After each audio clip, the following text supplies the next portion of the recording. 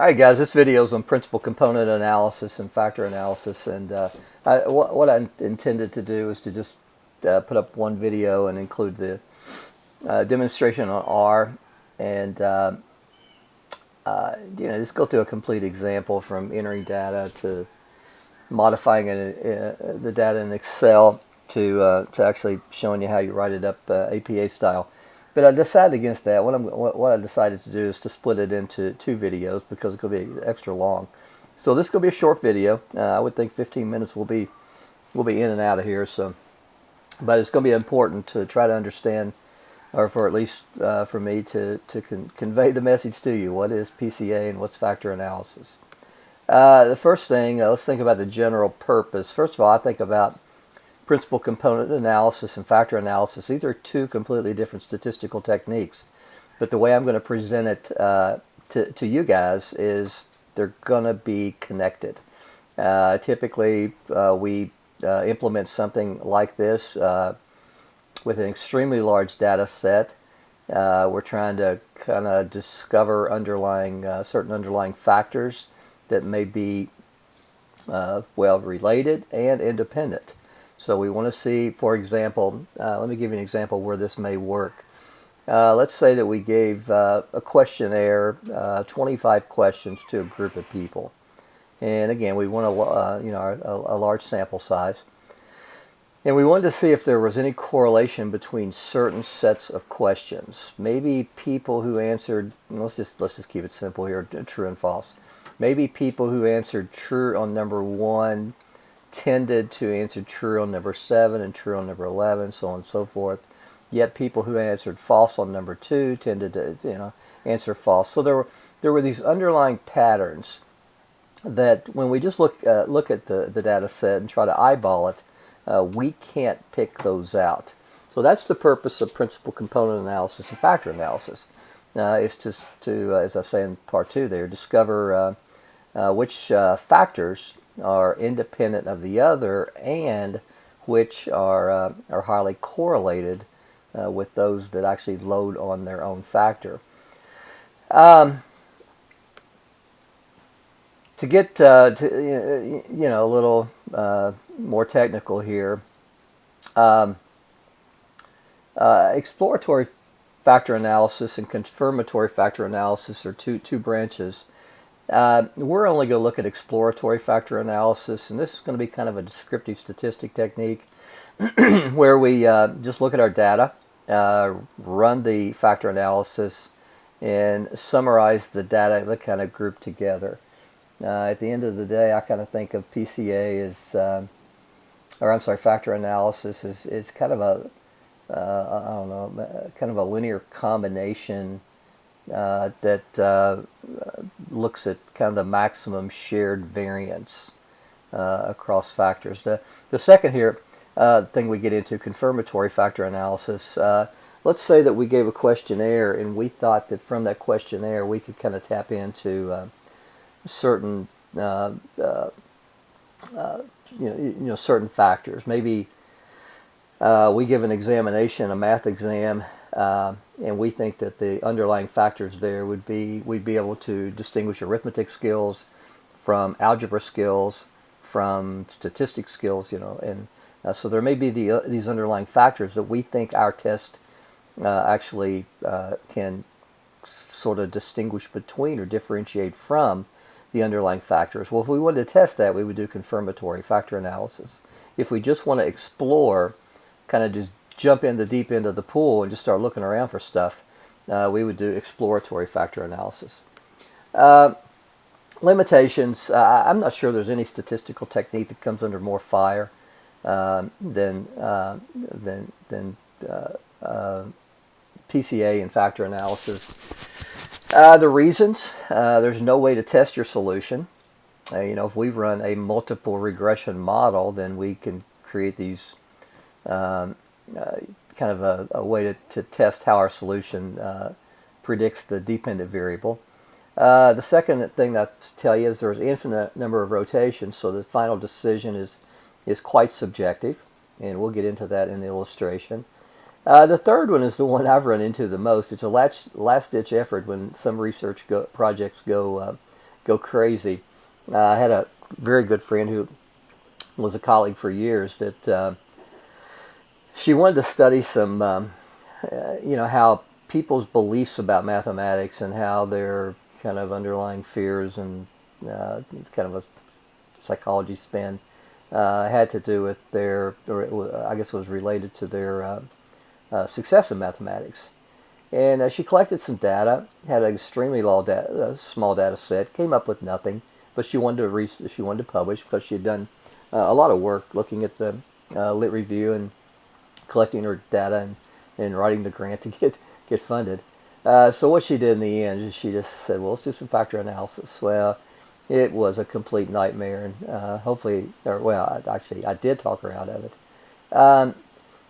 Guys, we need large data sets, and I tell you, they're typically sample size larger than 300. Now, the illustration I'm going to give you in the next video doesn't have 300, but I wanted to keep it small, manageable, and not do a whole lot of typing. I'm going to try to find a huge data set for your all's assignment, just so you can run this and see what you find. I will tell you, when I was in graduate school, I looked at this much more, I guess, theoretically, and I was a little skeptical as well, and this probably had to do with the message that was being conveyed by my professor. But so I thought, let's try some of this stuff out. Let's do some PCA and factor analysis. So what I decided to do at that time, I was director of the developmental math program here at Shawnee. So I examined the final exams for all Math 1010 students. And I think at that time we had about 400 students who took the exam, so sample size was adequate. And the items were 25 questions, and we coded them as 0 and 1, correct and incorrect. Actually, 0 was incorrect and 1 was correct, but that's irregardless. I went through the process, ran it. At that time, I was using SPSS for that analysis. And all of a sudden, I get these factors, and I get these 4 factors that are just clearly defined. Out of these 25 questions, there were about 6 questions that loaded on one factor and 5 that loaded on another, and so on and so forth. There were a couple of questions that were kind of left out there, kind of dangling, but there were this clear distinction between answers or responses on these particular questions. They loaded together. It's going to be terminology that we're going to run into. So I thought, well, let's take a look at those first 6 questions. Let's see what those were. Well, it turned out all those 6 questions were from Chapter 1. And I said, well, let's look at Factor 2. What's going on over there? And Factor 2 was in entirety questions from Chapter 2. And I'm like, that's kind of weird. So it gives us the opportunity. And again, I don't know where you guys are headed with your master's research project, but it gives you the opportunity to go into some final exams if you can create a large number of subjects, and look at underlying factors that we couldn't look at if we were eyeballing. Guys, rotations. We talk about rotations. The rotation process we're going to use by far, I think the most common is called VARIANCE. Sounds like a ride at Disney, but it's not. It's the way we rotate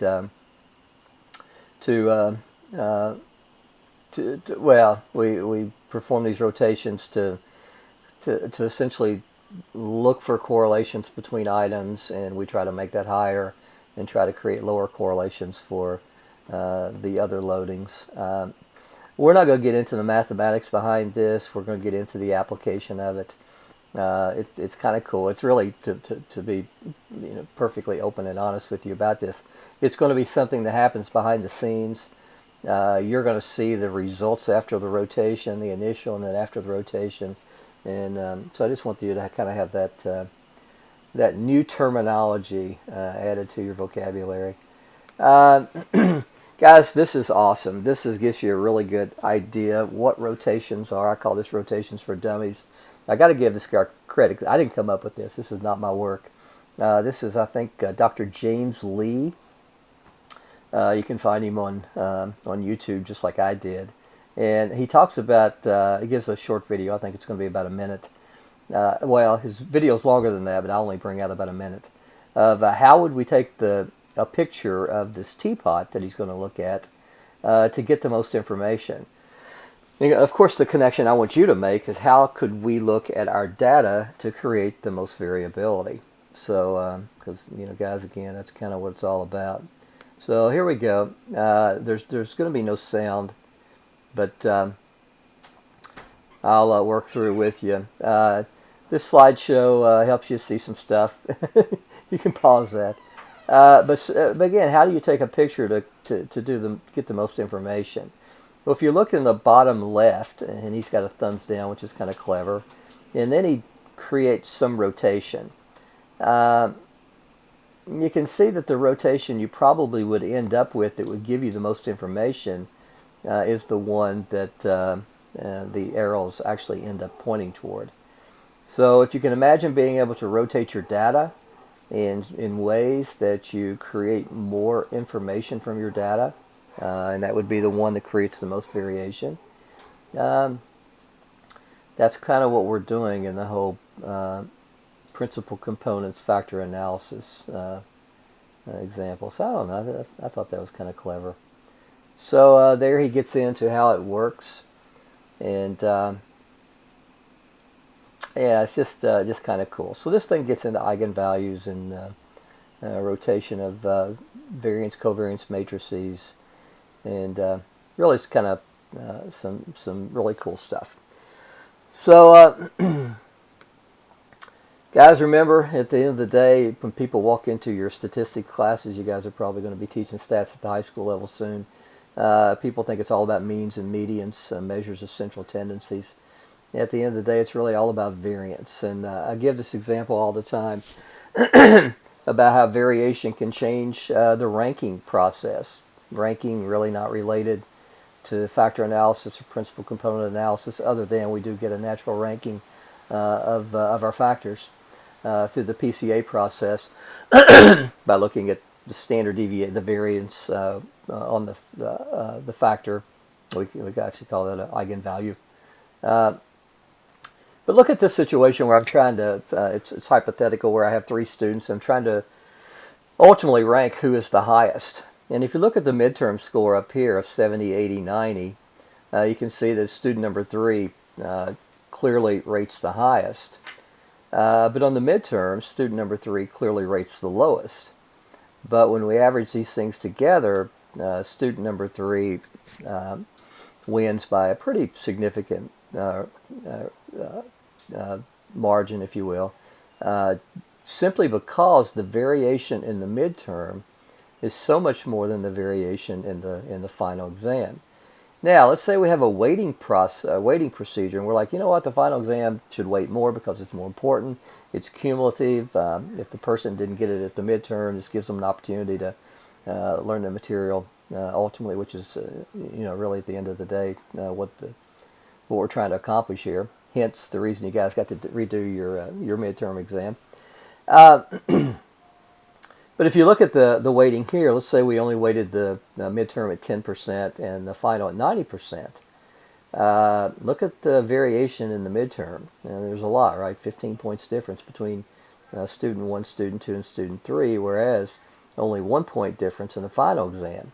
So guys, even though the final exam is 90% of the weighting, and student number 1 would be the highest rated student, because of this variation over in midterm, which is clearly weighted far less than the final, this thing has more impact on the rating, the final ranking of the students, because it contains more variation. So guys, that's something you can add to your repertoire. That it's kind of all about the variance, and as you get into bigger boy, bigger girl statistics, I think that becomes pretty clear, and it really should have become pretty clear when we started looking at ANOVA, which analyzes ratios of variation to make a determination about measures of central tendencies across groups. Guys, I think that's it. This is getting ready to kind of be cool stuff. I tell you what I did. To the data set, this will be in the next video that I'm going to illustrate on R. I pulled out some data from some students at Shawnee, And what we do, this deals with one of our placement tests, and I can pull out some information on algebra skills, arithmetic skills, calculus, logic, problem solving, statistics I think is in there. And I'm going to run some stuff, and I haven't done this yet, so this is going kind of cold turkey. But I thought this would be really cool because it would give you an opportunity to go through it with me, unscripted, and look at this. And, you know, I can give you things that I'm thinking about as I go along the way. Because, again, if we go back to, I think, screen number 2 here, the final determination is quite subjective. Now, there are certain little rules about, we typically want